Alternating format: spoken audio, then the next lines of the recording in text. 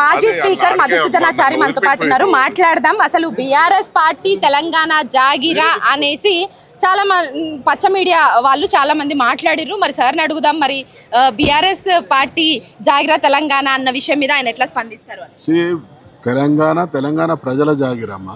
తెలంగాణ ప్రజా ప్రయోజనాలకు కట్టుబడి ఉండి నికార్సుగా త్యాగాలు చేసింది, కొట్లాడేది, దానికోసం అనుక్షణం పరితపించేది బీఆర్ఎస్ పార్టీ. కాబట్టి ఖచ్చితంగా మేము ఇది మా తెలంగాణ ప్రజల జాగిరే.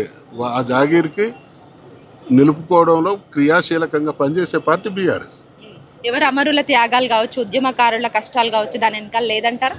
అందరి ఉన్నాయి. మా తెలంగాణ సమాజంలో తెలంగాణలో పుట్టిన ప్రతి బిడ్డ స్పందన ద్వారా కేసీఆర్ గారి నాయకత్వాన్ని తెలంగాణ సాధించడం. అమరులు ఎప్పుడూ మాకు ఆదర్శప్రాయులే, ఆరాధ్యులే. ఇప్పుడున్నటువంటి పచ్చ మీడియాని డైవర్ట్ చేస్తూ, లేదంటే తెలంగాణ వాదాన్ని అసలు అనొద్దు, తెలంగాణ జై తెలంగాణ అనేది ఒక సెంటిమెంట్ అన్న విషయాన్ని ఎట్లా చూస్తారు? తెలంగాణ ప్రజలకు ఆత్మాభిమానం ఎక్కువ. గతంలో తెలంగాణ ఉద్యమ సమయంలో కూడా ఇటువంటి ప్రయత్నాలు ఇంతకు 4 రెట్లు ఎక్కువ జరిగినాయి. అయినా ప్రజలు ఎవరికి కర్రుగాల్చి వాత పెట్టాలో పెట్టిళ్ళు. ఇప్పుడు కూడా పరిస్థితులు అన్ని నిశ్చితంగా పరిశీలిస్తూ ఉన్నారు. సందర్భాన్ని, సమయాన్ని బట్టి గుణపాఠం కూడా చెప్తారు. సో ఇప్పుడు డైవర్ట్ చేస్తున్న విధానాన్ని ఎట్లా చూస్తారు సార్ పచ్చ మీడియా? ఇవి ఎల్లకాలం కొనసాగే ఇవి చిలిపి ప్రయత్నాలు. వాళ్ళ మానసిక దిగజారుడుతనాన్ని ప్రయోగిస్తూ ఉన్నారు.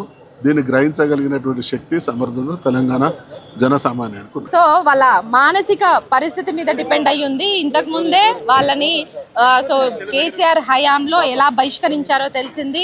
సో వాళ్ళు ఎలాంటి రాతలు రాస్తారు, ఎలా డైవర్ట్ చేస్తారో తెలంగాణ ప్రజానీకానికి తెలుసు. తెలంగాణ వాదనలకు, తెలంగాణ ఆకాంక్షకు ఎవరు అడ్డొచ్చినా కూడా మా పోరాటం తప్పదు. సో తెలంగాణ ప్రజలు ఇవన్నీ గ్రహిస్తూనే ఉన్నారు అన్న ఇన్ఫర్మేషన్ అయితే మధుసూదనాచారి చెప్తున్నటువంటి సిచ్యువేషన్. కెమెరా పర్సన్ రాజేష్తో హరిత, న్యూస్ లైన్ తెలుగు.